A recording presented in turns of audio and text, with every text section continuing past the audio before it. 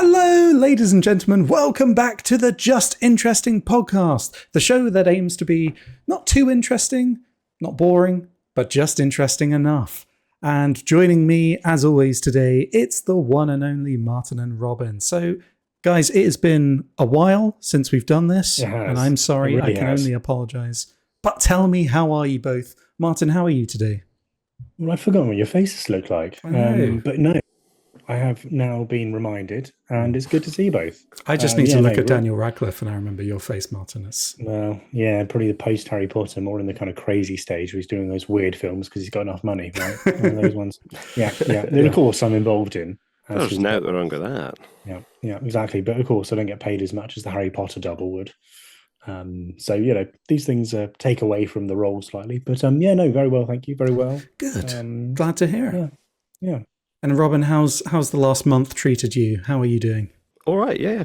Just, poodling along, coasting, as we all are, with balancing work and life, I guess. And so apologies again to our lovely, lovely listeners and watchers on YouTube for the slight gap in the schedule, small break.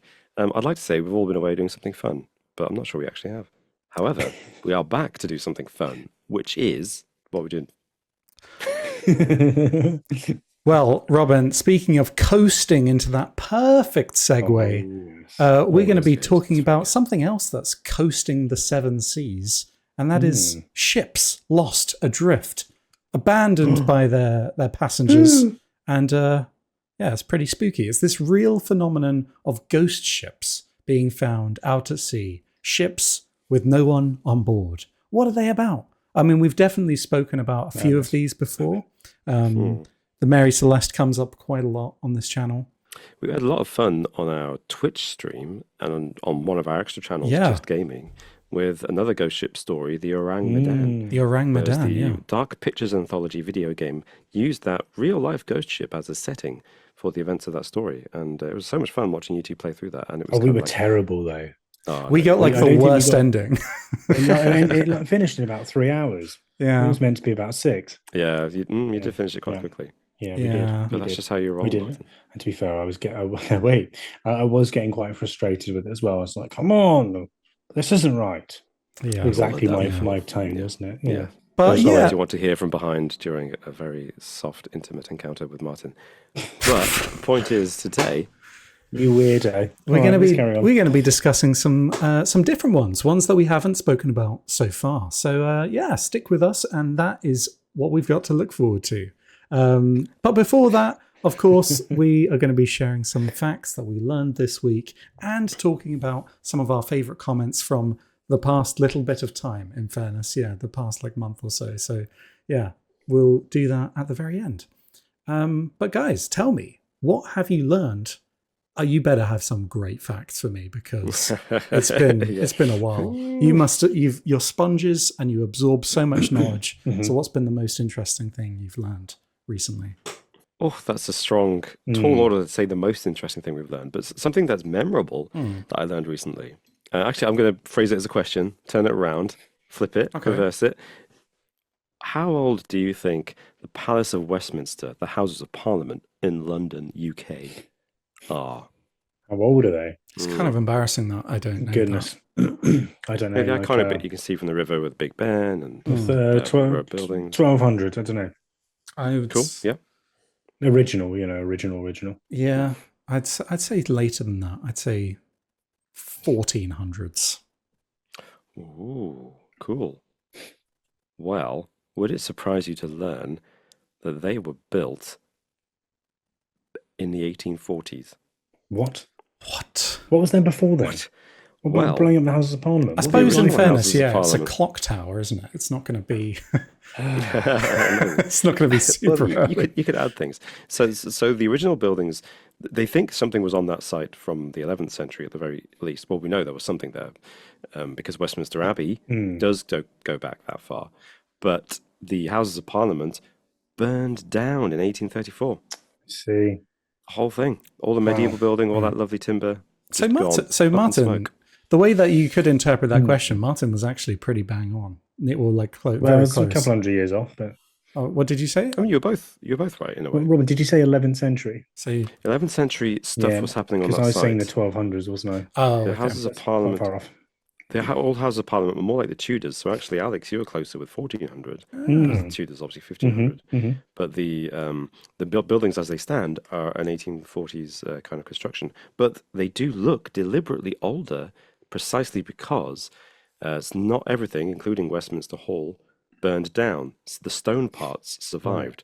So they were these medieval kind of Gothic buildings. So they decided in the 1800s that they would build something in the style of Gothic architecture to try to blend in, Hmm. you know, have the same character of the surroundings. So yeah, the Houses of Mm. Parliament are not as old as you think they are. They're actually No, younger than America. They're younger than the White House. Okay, which is nuts. that I was on board up until that, but that broke my brain a little bit. Yeah, Yeah, It's younger than the White House. Yeah. it's Okay. kind of Okay. sad Fair when enough. you put it That's like that. yeah. that's a good It's also fact. really, I mean, it does make you a little bit annoyed that the other one's burnt down. Like, well, we could have had something really cool. Yeah, really good. I mean, it is cool. But, Burnt down in a stupid way as well. So mm. they used to. The reason they burnt down is because in the olden days, the MPs used to vote with tally sticks. Oh, So yeah, idiots. now they walk out of the House of Commons chamber and into, I don't know, the side chambers, and basically hmm they count heads. And as they walk through, they say, "Oh, this person's nay, this person's yay," and that's how they do hmm it. But they used to have tally sticks, so they have a literal pile of sticks in the no column and the yes column for every vote. hmm And but what they used to do was recycle them occasionally when they got too old and tattered. I don't know why they did that, but they used to recycle. Well, get rid of them by burning them. But they burn them in the basement of the House of Oh, Parliament. come So on. it's like one night they just left this big pile of burning sticks unattended, and it burned Mhm. down the whole building. The Oh, that's people silly, that isn't run it? the country haven't changed in the slightest. There they are. So yeah, that's my Yeah. fact this week. Nice. What have Oh, you learned? Very good. that's really interesting. Nice. Thanks, Robin. Go on then, Very Martin. good. Well, I've got a Titillate and quiz question. tantalize us, please. I've got a quiz question for you. You've both Which brought country- questions. That's not how this works. Which country had the highest murder rate in the world in 1998? What? You have one guess each, and then I'll tell you the answer. I'm going to say the UK The because hi- it's a It was not the UK. in Why the, would in you- 1998. What's is this? Is this based on based on the proportionally with the population? Murder rate, yes. Okay. Mm. 1998. I don't care. I'm still going to say the US. Is it the US? It's not the US, Oh, okay. but you are along the right lines when you said, did you do the population? Because it is, in fact, the smallest country. It's the Vatican City. No way. The Vatican City okay, had fair enough. the highest murder rate in 1998 because a Swiss Guard, the ones who walk around with their Yeah. funny clothes and their spears. Are they spears? What are they? Sticks. Pikes. Spears. They are spears. Halberds, Pikes. right? Isn't it? Halberds? Or Halberds. pikes, I don't oh. know. Hmm. Okay, cool. He shot and killed the commander of the Swiss Guards, a guy called Alois Estermann, and Estermann's wife, and then killed himself. So there were 3 murders that were committed. Okay. Well, two and then 3, including the perpetrator, which, of course, then led to a really, really high murder rate of over 200 per 100,000 people. So it was the highest murder rate in the world in 1998 because the population was so small. And then, of course, it went back to 0 in 1999. But it caused a massive outrage, of course, because the Vatican is a holy place. Yeah, it shouldn't be Yeah. happening. Yeah. Yeah, it shouldn't happen apart from in Dan Brown books. So I was about to say, suddenly I want to reassess, what is it called? Angels and Demons? That one was all Yeah. that murdering going on in Rome take place in the Vatican City, and therefore, does that book have the highest murder rate?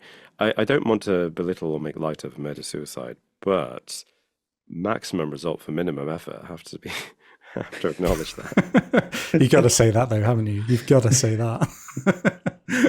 yes, exactly. Yeah. But it was so stupid though. It was he'd been disciplined by this commander of the Swiss Guard. And in his suicide note, he wrote that he complained about Esterman and said that he'd been treated unjustly. But that motive, I mean, I think a lot of conspiracies have actually spawned from this because it seems so disproportionate. to the to the happened, crime yeah. that was committed. So, yeah, an interesting one, but also really sad. Obviously, there was a lot of issues there. I imagine if if something that was the resulting course of action. So, a really sad one. But highest murder rate in 1998 for your pub quiz, Vatican City. Very good. Very good. That is an interesting one, Martin. Thank you. Yo, you both actually got very good facts this week. Thank you for sharing. So this week I learned about an animal, a type of animal that I didn't know existed, and now I want to share that knowledge with you so you can live with that. And the goes by the scientific name Chrysopolia, like as in Christ, please leave me alone. It's a flying snake. Oh no! Oh, come on! It's not real, is it? There are apparently Kid's drawing. 5 recognized species of flying snakes found from Western India to the Indonesian archipelago. And it's kind of a misnomer because they don't fly, but they can glide hundreds of meters between trees. And this is freaky watching because they jump and they can they flatten their abdomens and they form a C shape and they actually slither through the air. They make a motion called lateral undulation, it's called, through the air. And doing that, it's able to actually steer in the air. By doing this, it's able to save energy compared to travel on the ground and dodges all the kind of earthbound predators or people that just accidentally step on them. And they are mildly venomous, although I don't think anyone has died from a flying snake. But still, I mean, that's what I was going to ask. I was going to ask, are they dangerous? I don't think so. I don't think one of they're these just clattering you in the head suddenly. Yeah, it's terrifying. But they can grow up to 4 feet tall. So imagine one of those. They walk. So imagine one like if you stretch it out. Yeah. Yeah. One of those just flying towards you through the air. How terrifying is that? I just from a heart attack, let alone the venom. I didn't know they existed, and now I do. Yeah. And So my life is just slightly worse. Say India. From India to Indonesia as well. So they're all over the place, Robin. They're not all over the place, but Asia. That's quite a big part of the world. Yeah. So yeah, they can be found. Man, we're so lucky to be British. We've got the most mild. We got in the world badgers and foxes, and that's badgers can be pretty dangerous. Hedgehogs. You get some. They're only badgers. Yeah, TB, isn't it, with badgers? Yeah. Or is it? Well, conspiracy theories. Why are they calling the badgers? Is it because they actually voted for Labour in the last election? Yes. Perhaps. Maybe they know something that we don't. Yeah. Yeah, the badgers they're big, aren't they? Because you compare the European badger with the American badger, and the European badger is huge compared to the American badger. Yeah, American badger's got nothing compared to ours. No, well, the European badger the American badger looks really fierce and grim, but the European badger looks quite cute. But the European one would kick its ass just because it's much bigger. Whereas honey badgers are incredibly aggressive, and so you wouldn't want to face off against one of those. So there's your badger info for the week. Yeah. Badger watch with Martin. Get me on what's it? Spring Watch? Is it Spring Watch? Yeah. Get me on Spring Watch. Yeah. So there you go. Just like a regular segment, it just cuts away to you on Badger Watch. I think that's a great idea. I like it. Yeah. I genuinely love that. There's your badger info for the week. Back to you in the studio. When it runs out of badger facts, you just be like, badger ale. This is a decent brew. Badger.com was a website by Weibo stuff in 1999. Yeah. Was it Weeble? Weeble stuff. Weebles wobble, but they don't fall down. I wonder how old our audience is if they understand that reference. Yeah, and then Weeble stuff had we're taking the hobbits to Isengard. Isengard. That one was on there. Yeah. That was a big hitter. Going to circle it back round though. Badger, badger, badger, badger. Ah, snake. Nice. Flying snake. Flying snake. Ooh, a snake. Mushroom. Yeah, it's a shame that neither of us had a fact about a mushroom now either. So that would have been perfect. It. Yeah. Can't have everything, I suppose. Can't have everything. Right. Well, I don't think Weeble Stuff had anything to do with ghost ships that I remember. But No, I don't think so. either way, did you guys want to talk about them? Yeah, better had. Nice.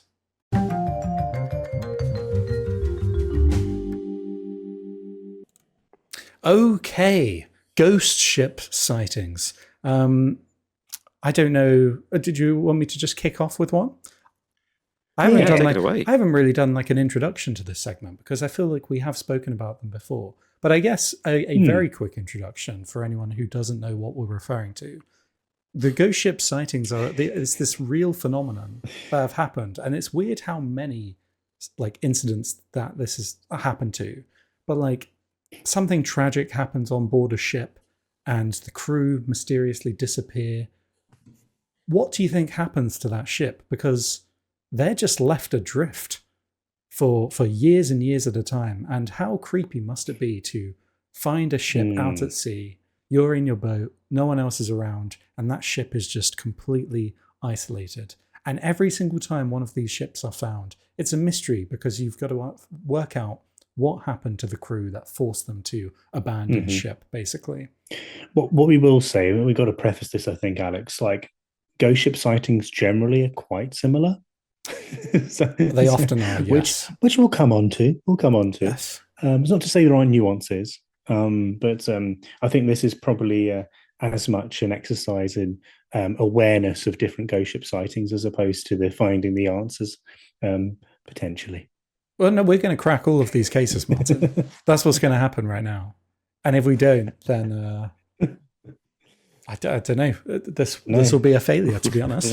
Like an abandoned ship. Yeah, like an abandoned ship.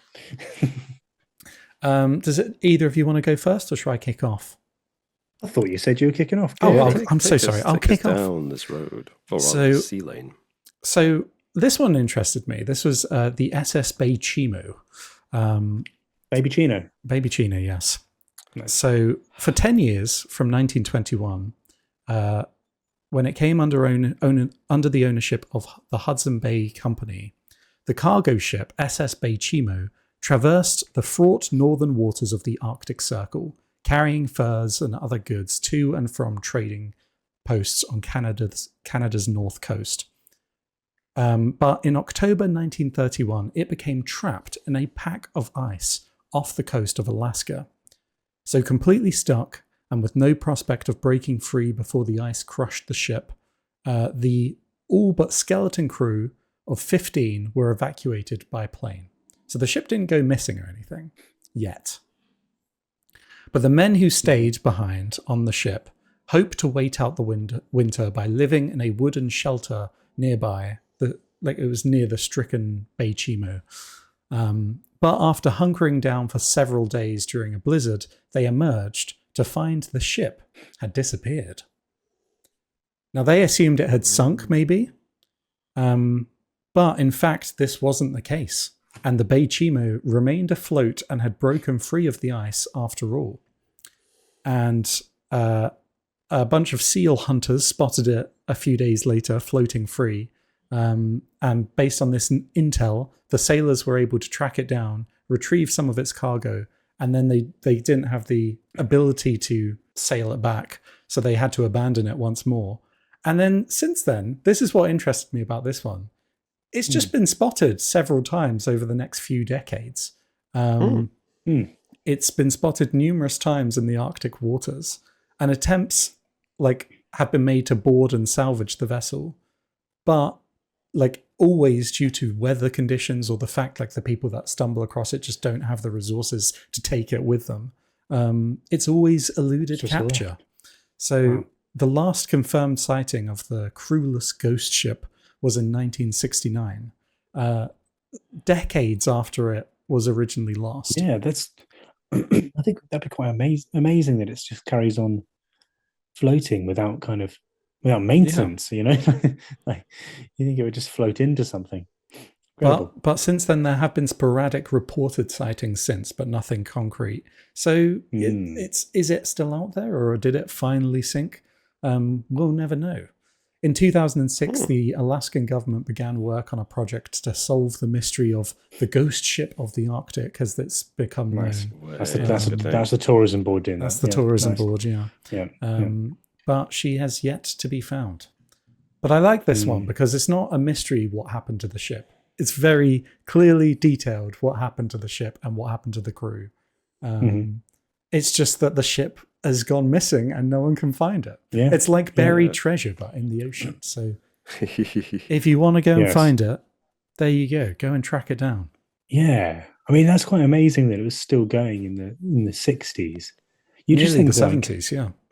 Yeah, but just the ice, you think it might hit something and sink, right? Ships are known to do that. Yeah, they are in that area. I've seen a James Cameron film. Perfect, truly accurate. Yeah, don't let go, Jack. But he did, and that's the story of Titanic. Really, that's the real story. Spoilers. Don't bet on. Don't trust. What did he do at the beginning don't of the trust film? Kate Winslet. Don't. Yeah, that's the other. So he in the beginning of the film, he that's bets, the moral of Titanic. He bets like a ticket. He bets money for the ticket, right? And he wins, and then gets on the boat. Yeah, he won it in a He plays cards, didn't he? Wins it. Yeah, poker, I guess. I imagine it won't be found, right? I mean, they're doing this. The tourist board is trying to get this all together, but I imagine that it's futile, right? Surely it's just going to have sunk. And do they plan on doing mapping across the Arctic Ocean? Is that the idea? Yeah, so they're trying to use sonar. The way that they track down the Titanic, I guess, do that to check to see if for a ship that no one's heard of. Yeah, nice. Yeah, I think it's. I think I think the attention of it being a mystery is probably better. Like, if they found it, they have to cover it up, and then they can be cover it as a conspiracy. If they found it, no one would care. Yeah. What? Okay. Yes. But I just imagine that being out at sea and stumbling across a boat from 1920, like a really old boat. Yeah. It's kind of like a steel vessel as well. You find it and it would just be empty and abandoned. How creepy would that be? That does make me think of that game we played. The orangutan. Yeah. We need to play some more of those games. They're fun. Go on then. Does either of you have another story? I can go back 100 years. I mean, is yours older or more modern, Robin? Oh, mine's more modern. So yeah, let's go back to the past. Okay, so going back 100 years to 1820. Okay. There was a whaling ship set off from England, and the name of the ship was the Glove. Although I've never heard anyone pronounce it in person, so it might have been called the Glove, but I imagine it's called the Glove. Someone correct me if I'm wrong there. But anyway, it took a routine voyage to the icy waters of the Southern Ocean and near the treacherous seas near the Falkland Islands, which, of course, we don't have much of a claim to. But anyway, it's near Argentina, isn't it? Anyway. Yeah. It is near Argentina. So the people aboard the ship were whalers, and they hunted sperm whales for their oil. That was a big trade back then. Yeah. And so that's why they were there. And the ship itself, a bit like your one, Alex, was pretty sturdy. It did lots of long voyages, so it was used to that. The ship was used to that. And yeah, so the Glove had been at sea for a few months. Harsh conditions, of course, whaling, big waves, being at sea for days on end, all the rest of it, storms, threats of disease. And of course, whales aren't exactly the most reliable creatures. So lots of kind of setting the scene here. There's lots of kind of perilous trials to navigate. Plus, there's Cthulhu in those waters as well. So that probably doesn't help. Of course. And so one morning, as the story goes, misty morning, in fact, the Glove or the Glove. I think it's the Glove. I'm going to use the Glove. Passed near the Falkland Islands, and another ship passing by noticed something strange. So they were looking at the ship, and there was, it's a foggy day, of course. It has to be foggy, doesn't it? You can't have true visibility on it. Okay. Even if it wasn't, you just need to set the exactly. scene. It's foggy. I know. You're a bit like Donald Trump with his inauguration. The sun then started to come out. No, it didn't, mate. We've all seen the footage. Um, that was ridiculous, but that's a story for another time. And they was just moving aimlessly with no one at the helm. Shock horror. Oh dear. And so they thought, well, maybe it's just kind of run out of supplies.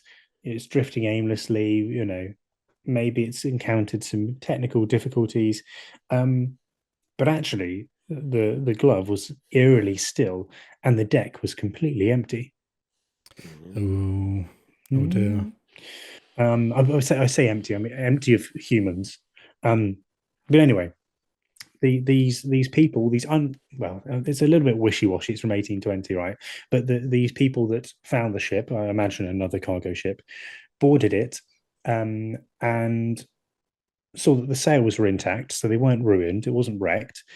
The small amount of cargo on the ship was undisturbed, but none of the crews could be found. No bodies, no signs of any violence or struggle. And the captain's log was still open on the ship, probably according to legend. Let's be honest. But the pages were pretty much were blank, so there wasn't any kind of writing that suggested that there had been an issue. So I think that's what's creepy about these stories, isn't it? It's like, okay, so the crew had to abandon ship. You would generally assume that there would be some indication on the vessel of what happened. Exactly, signs of a struggle, a mutiny, a battle, or maybe the cargo had all been taken, so you could assume piracy perhaps. No, you're right. You're spot on. But no, none of this. There was some whale oil and some other kind of valuables from the crew that were still on board, so it hadn't been looted. There hadn't been any piracy, which is quite similar to the Mary Celeste. In fact, does sound quite similar. Some definite parallels here with that. And so theories, of course, started to emerge as to what might have happened. The most prominent one being that the men had potentially fallen victim to a deadly disease, possibly cholera, possibly typhus, which was common along these long journeys that whalers often had to do to get to their destination and find the oil. So the theory was that they potentially were struck by an illness and had to leave the ship, to find suitable. I don't know. I mean, it doesn't really make that much sense, does it? Let's be honest. But the theory is that potentially they died of the cold. Some people spoke of mutiny as well, but of course, as we mentioned, no signs of violence. Piracy, well, nothing was ransacked. And so what had happened? Was it cursed, like the Flying Dutchman, perhaps? And so it's remained unsolved to this day. There are reported sightings of sailors near the Falklands in the years afterwards of the ghost ship itself. But yes, it remains a mystery. Creepy. It's vanished, of course, since. No explanation other than potentially this sickness, but that doesn't really make sense because it's still floating in the ocean for years after. So, what are your thoughts, gents? I mean, there are parallels definitely to the Mary Celeste. I remember in the Mary Celeste, one of the theories someone had, which I thought was quite a good one, was that something like potentially flammable had gotten on board, and so the alcohol, the ship's alcohol or something, barrels, like one of the barrel had leaked or something, and so the captain ordered the entire crew into like a dinghy, like one of the lifeboats, and then had that tethered to the ship, and then they basically just stayed there just in case anything happened to the ship, like it set alight. So they were ready to go at a moment's notice, and then the rope snapped or something. Yeah, wouldn't show any sign of a struggle. The alcohol would wash away by the time it was found, and then they, would explain what happened to the crew, and then they obviously sank and drowned. So I wonder maybe if anything like that could have happened here with the whale oil, maybe. The whale oil. I mean, you think there'd be some remnants of that, or I mean, I'm sure that the ship was covered in oil, right? But they're probably used to that. They wouldn't think it was too much of a fire risk. Yeah, because that's true. It must have just been always like that, and probably took precaution to prevent fires. I mean, maybe a whale knocked them off the ship. Well, I mean, that's happening these days. Yeah, they took their revenge. Yeah, Exactly. yeah. Well, Some it happened back orcas. then too. There's a famous example of what was it called? The story that inspired Moby Dick. There was that whaling ship that attacked a whale, and the whale turned around and attacked them and broke the ship, and then they all ended up stranded in lifeboats and turned to cannibalism to survive. Mm. So obviously that's very dramatic, and the ship was sunk, which is the difference here. What happened Yes. Yeah. Yeah. to? Why would the crew evacuate? That's what freaks me about these things. When the crew will just get off and there's no signs of any urgency or struggle, and just except that they leave everything behind. So they left in a hurry, but in an orderly fashion, we assume. I mean, So even though there was still whale oil on the ship and some valuables, it might be that there was a small pirate ship that ordered them all off into the water or killed them. Although no sign of struggle, but perhaps they, managed to do it without leaving many signs or any signs, and then stole some of the valuables and whale oil, but there was still some left because they couldn't carry it all. That is that's an something interesting that, theory. yeah, you don't really consider that, but I mean, historically, that is what happened most of the time with piracy, isn't it? Like people didn't fight back a lot of the time, like they do in Pirates of the Caribbean. Pirates caught you, you just be like, yeah, okay, fair enough, you got us, take the stuff, you know. Yeah. So maybe that is what happened, and they were expecting to like, okay, fine, you pirates have got us, take the stuff, but then the pirates did kill them. It wouldn't leave a sign of a struggle necessarily. Perhaps. Or perhaps the pirates kidnapped them. I mean, what might be more easy to transport but just as valuable as whale oil might be the humans as slaves. True. Perhaps. True, yeah. I mean, interesting that there's no record of that. You think that some kind of record would get back, that the whalers would have written a note from where they were as slaves or something to. Yeah, there might be a record of it somewhere. But if it was a message in a bottle in the sea, it could have got lost to eternity. Perhaps. Yeah. Who knows? Interesting theories. I've never thought about that because, of course, piracy has never stopped. It just the golden age of piracy stopped, but then pirates themselves were still around. So yeah, there's a possibility. I like that idea. Good one, Martin. Thanks. Yeah, nice. Go on then, Robin. Take us back to the modern era. I'm afraid, I'm going to drag you back into the 21st century, fellas. I'm so sorry about that. But hopefully for a good story. So it starts well on the 31st of October, 2002. That's when very a fishing modern. vessel. Yeah. Younger than us. The fishing vessel, High Aim 6 in Chinese, Haiyan Liuhao, set sail from Liuqiu in Taiwan on Halloween 2002. A couple of months later, on the 8th of January 2003, it was found drifting in Australian waters. When it was first observed, the engine was running. 5 days later, when they finally boarded it, having established that it was abandoned, the engine had stopped and the rudder was locked in position. And it was just aimlessly wandering in Australian waters. The last contact they'd made with the ship had been in December, when the owner of the ship had called the captain of the ship. And then that was it. That was the last contact they made. The crew consisted of a captain, an engineer, and 10 crewmen.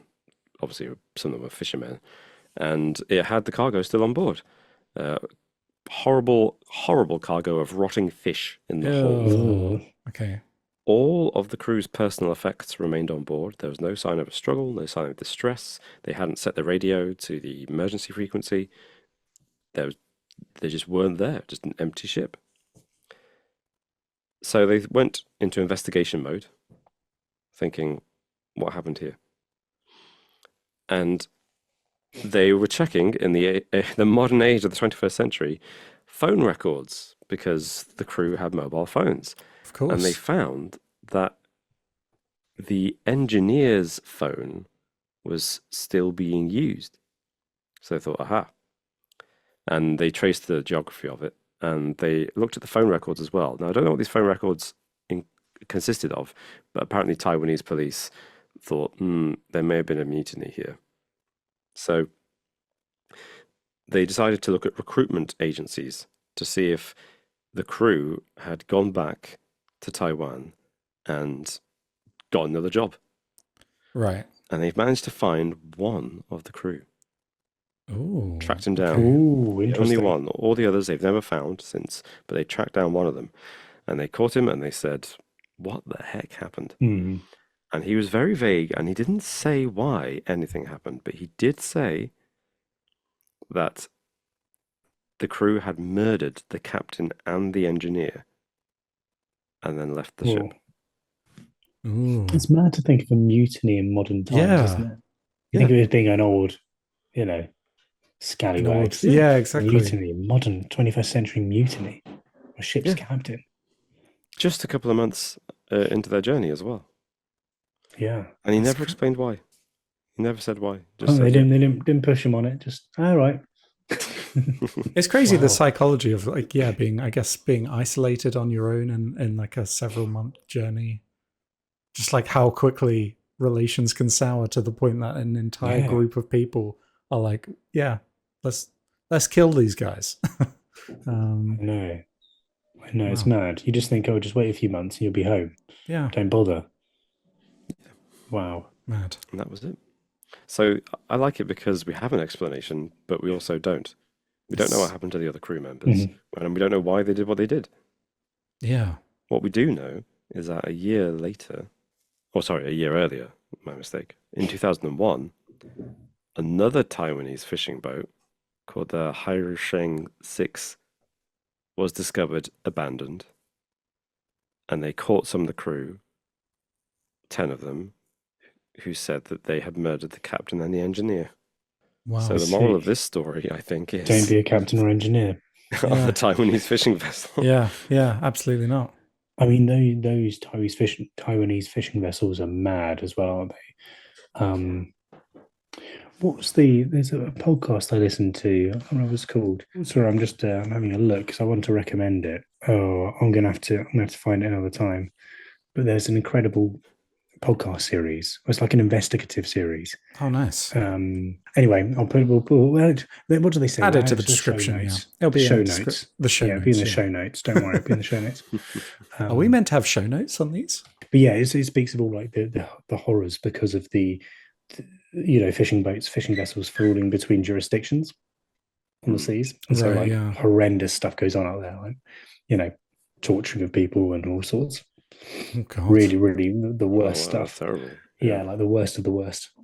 So not a ghost ship when they found it, but they did have an explanation for it. But it makes you wonder if it's an explanation that could be applied to other mysterious ships, and this would have stayed adrift if they hadn't decided to intervene. Sounds like very impressive police work as well, right up until the point where they just kind of didn't push the guy on why this happened. they traveled 99% of the way there in solving it, and then they were like, guess we'll pack it in now. I like to imagine that if they couldn't get a straight answer out of him because he was that kind of lone survivor who'd gone insane, like in adventure stories, the shipwreck survivor, and he's that guy. He's like the trauma of what happened. Yeah, you don't know what happened, man. You don't know. You weren't there. That's what I think. But in Taiwanese, of course. Fair enough. By the way, I have found the name of this podcast. I might as well mention it. It's called The Outlaw Ocean. Oh, okay. That's cool. And the description, The Outlaw Ocean, 7-part series that explores a gritty and lawless realm rarely seen, populated by traffickers, smugglers, pirates, and mercenaries, wreck thieves and repo men, vigilante conservationists, and elusive poachers. And the rest of it. Yeah, it's shackled slaves and cast adrift stowaways. So yeah, it's pretty intense to say the least, but definitely worth a listen. The Outlaw Ocean. That's some strong SEO game right there. No, big time. Just listing it all. Nice. Thanks, Sounds Martin. good. Yeah, thanks for the recommendation, Martin. No, it was a good one. It was a couple of years ago, actually. I think I listened to it, so that's why I couldn't remember what it was called. But yeah, a good one. That's cool. Nice. Excelente. Lovely stuff. I had another one very briefly, if you'd like to hear it. Oh yeah, bonus one. Yeah. Like a little bonus one. Yeah, why not? Yeah. And this was the MV Joyita. And we got to go back a little bit in time, but not as far back as the 1800s. This happened in 1955. This was a luxury yacht turned commercial vessel, disappeared in the South Pacific in 1955. It set sail from Samoa on the 3rd of October with 25 passengers and crew aboard, bound for the Tokelau Islands, just over 300 miles away. Obviously, it never reached its destination.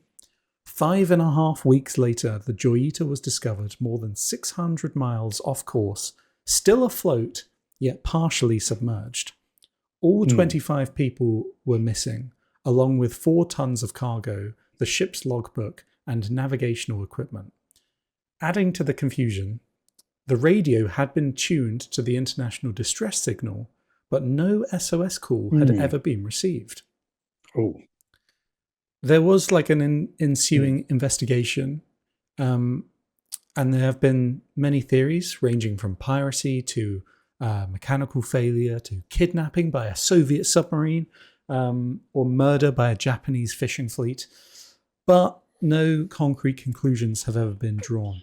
What was interesting about this one, I thought, was the investigation into it. The Maritime Inquiry basically said that the vessel was in a poor state of repair when it left, but they determined that the fate of the passengers and crew was inexplicable on the evidence submitted by the inquiry.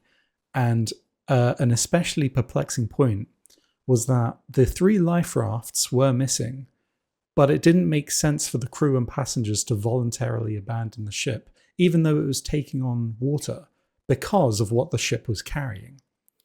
The ship was fitted out for carrying refrigerated cargo, and it had 640 cubic feet of cork lining the holds of the ship, making the ship virtually unsinkable. And when it was discovered... Wow.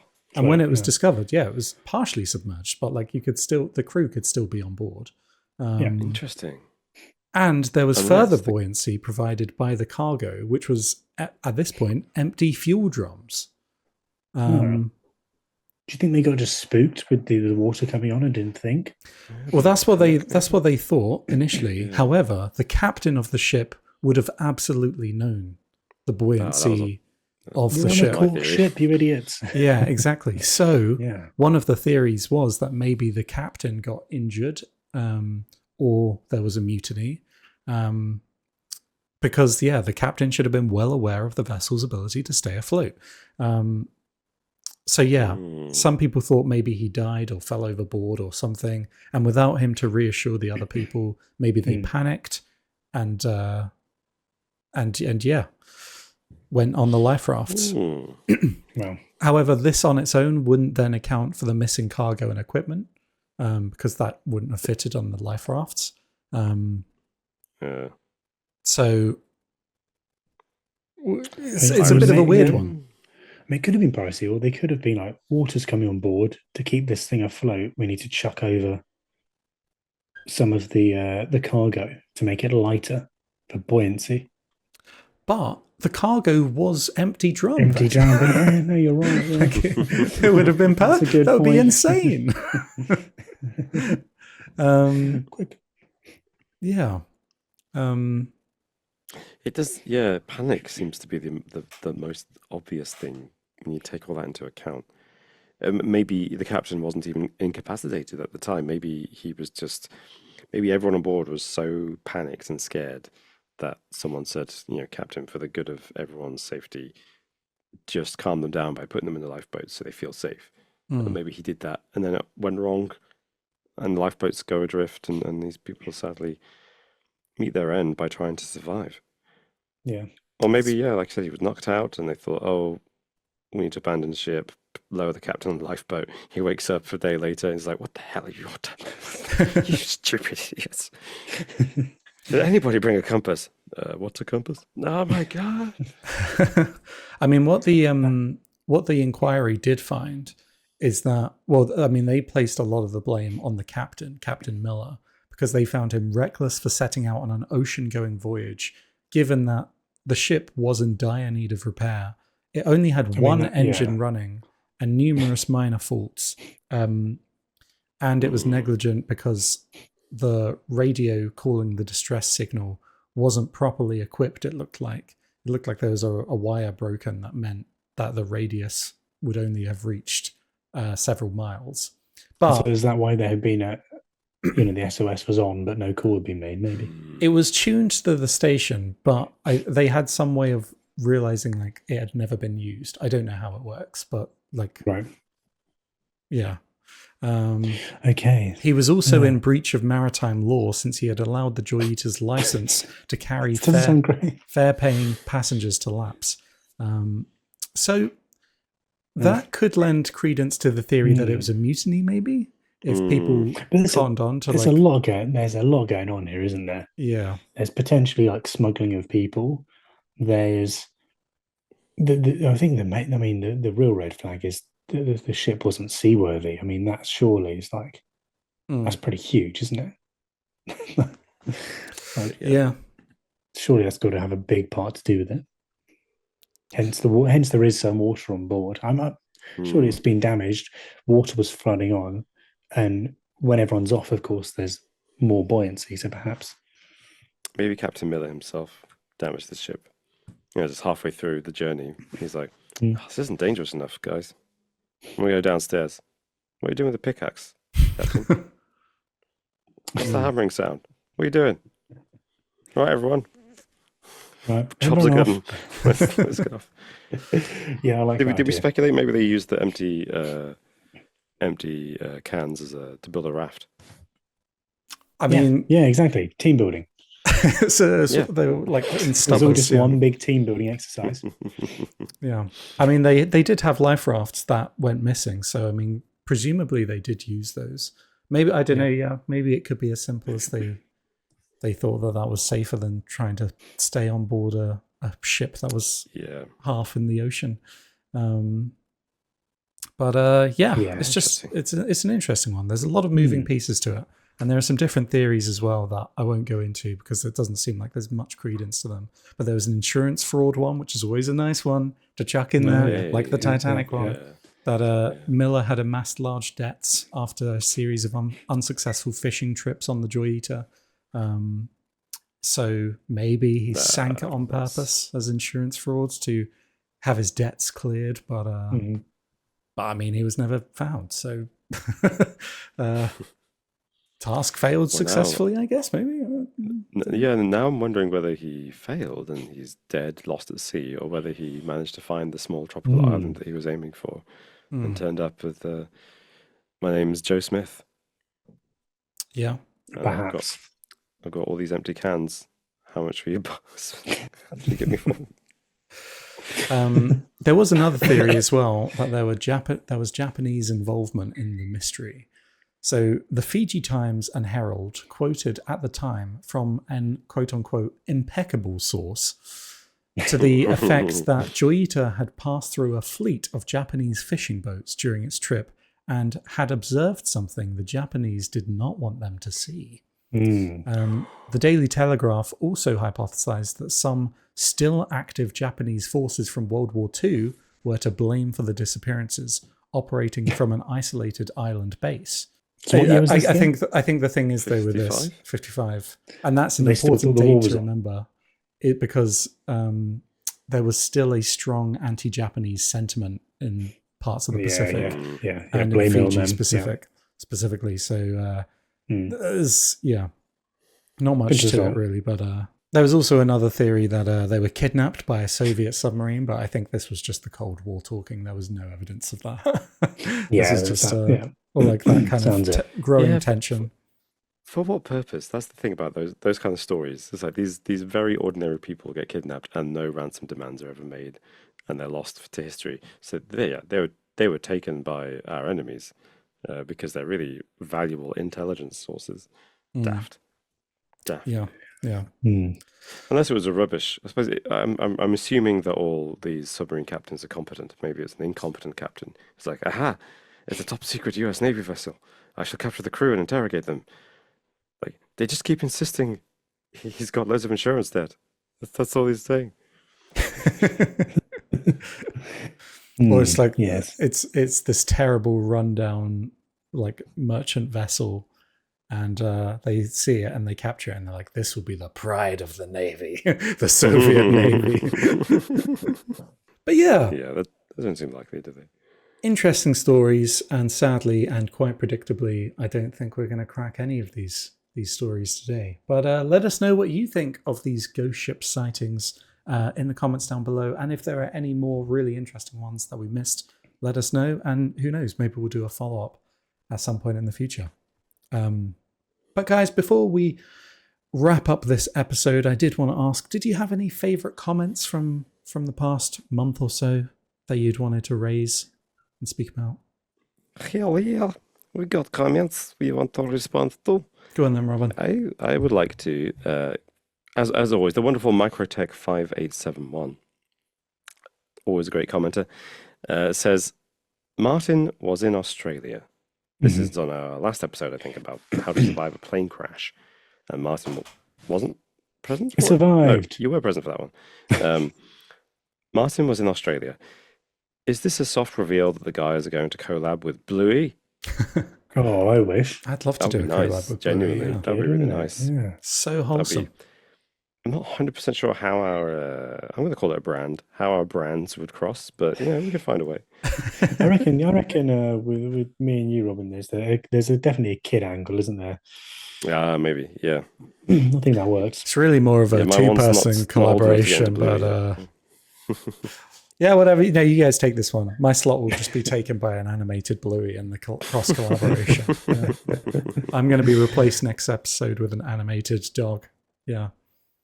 Yeah, it's true. About But right. the animated dogs lines are all, and responses, they're all pre-scripted, right? Pre-recorded, animated. Martin and I are just going to improvise. We have to work our way to fit in with the preemptive responses. Interesting challenge. And I like the idea that you don't change the tone of the podcast to match the fact you've got Bluey on. So it's like, right, Bluey, this week we're discussing how to survive a plane crash. Okay. Well, actually, that kind of leads on quite nicely to the comment I'm going to read from Claudia Zander, and they write, which I think is something that probably the cast of Bluey would adhere to. Rule 1, use a paper plane. Rule 2, wear safety glasses. There we go. That's how to survive. Yeah, it couldn't hurt. No notes, 10 out of 10. Well, I've got a comment from LEX3370 saying Martin's story of the nun faking her own death and joking about Nun on the Run reminded me of a board game my friends and I played called Nun on the Run. It's a board game where you are trying to escape without being caught. We found it at a thrift shop, so not sure its origins. Nice. I really want that board game. Oh, Play this, yeah. on the Run, a 1990s or the 1990s film, yeah. Is that Nuns on the Run? So that's a Exists. film, Nun on the Run.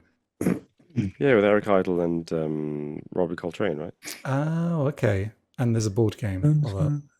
Well, maybe. Let's have a look. Does this board game tie into £27? into the movie? Oh, it's out of stock. Okay. It doesn't. It's a different one. So it's a bluffing deduction humour game. 2 to 8 players. Oh, I mean, Robin, this is your wheelhouse right here. You've got to get Nuns on the Run. I must. I'm really Well, compelled. when's your birthday, Robin? I mean, it's something we can do. Yeah. Not anytime soon, sadly. Oh. Maybe we can Oh, go, wow. It's like a serious board, too. or maybe we can yeah. all chip in and pick it up, and we can do a board game. Just like film it and put it on Twitch. Yeah, or live something. stream. Yeah. Live stream Nun on the Run. That's going to go viral on Twitch, isn't it? Everyone's going to love that. That's very in right now. The Nun on the Run. It looks game. relatively modern. I thought it was going to be like a 1970s board game or something. That's But what it's I was actually thinking quite too, but yeah. Nuns on the Run. Nuns on the Run. Just trying to find Nuns out. on the Run. Oh, it just comes out with a film, doesn't it? Yeah. That's the issue. I'm just looking on eBay to see if the board game exists on there. Well, we're just shopping now, and we're Just wrapping up the shopping for Nuns on the podcast, Run. and Yeah, we're just just live shopping, all yeah. shopping currently on It It's does a exist. 2010 the game. podcast. So 2010. Exists, but actually, the resale value is pretty good. So you could probably do all right with this one if you got it from a thrift shop. I mean, Yeah. we're talking at least 20 pounds, 20 English pounds. Some of them going up to 35, 40, 45. that's quite a lot. That's quite a That's lot, a to be lot. honest. It's Yeah. a collector's And yet a item. decent price for The it. That's value is brand only new. going to go That's up. brand though. new sealed. That's Yeah. brand Oh, new right, sealed. yeah. So I was going to say. That's The a decent value- price for a board game these days. Modern board games. Bloody expensive. yeah, massively, aren't they? But the They're value is like only Lego. going to go up, especially after we buy all the copies. Now that we've discovered it. So, Yeah. They should be a sponsor. Nuns on the Run brought to you by. Do you mean the Just Interesting podcast brought to you by the Nuns in the Run? Well, there you go, LEX3370. I bet you didn't realize when you made that comment that this was going to end the podcast episode with like detailed information on the board game in question. So Yeah, well, actually, I've got one of his other games, this guy, Saboteur. The one where you're a kind of semi-cooperative game where you're all a bunch of gnomes digging in a mine for gold, and you have to sabotage each other's efforts to dig for gold, as well as help each other dig the tunnel at the same time. Great game. Nice. So, Cool. actually, and now I want to play Nuns on the Run more than ever. Nice. Yeah. Nice. Well, stay tuned because that will probably happen at some point soon. Very soon. We'll all. I do intend actually to complete my live streams on our Twitch channel and then upload them to our YouTube channel of Indiana Jones and the Emperor's Tomb and Hellboy: The Science of Evil. I will finish those one day. I don't know when, but it'll happen. But I keep wanting to start new games. So I know, that's the thing. I've started God of War Ragnarok. That's been fun so far. Oh, nice, nice. Just finding the time to dive into a proper story, isn't it? It's tough. You don't want to do 10 minutes and then 10-minute segments, then have no idea what's going on. I've increasingly, I know this is a tragedy of a casual gamer, I suppose, and people will be dismayed at me saying this, but as life goes on, more and more I'm like, what the hell are you doing, game designers, adding depth to your gameplay? I don't want to learn how to use this intricate RPG system. I just want to pop in, bash some heads together, pop out again. Just let me do this. It's true. It becomes increasingly difficult to pick up again, doesn't it? If you get the deeper you go into those mechanics. Yeah. When even fighting games, it's like, oh, you just have to play 3 rounds. It takes 10 minutes. It's like, but I have to learn combos of 22 button. Yeah. Altogether, I can't do that. I haven't got the mental headspace for that. When you play it, when you're like 50 hours into a game and then another tutorial thing pops up for like it's like, no, I'm done. We're done here. you can't be introducing new things now. This is over. Yes. Anyway, guys, this isn't the Just Games podcast. This is the Just Interesting podcast. And it has been a pleasure talking with you both this evening. So thank you. It's been such a pleasure. We will see you all in the next episode. Bye-bye. Bye-bye.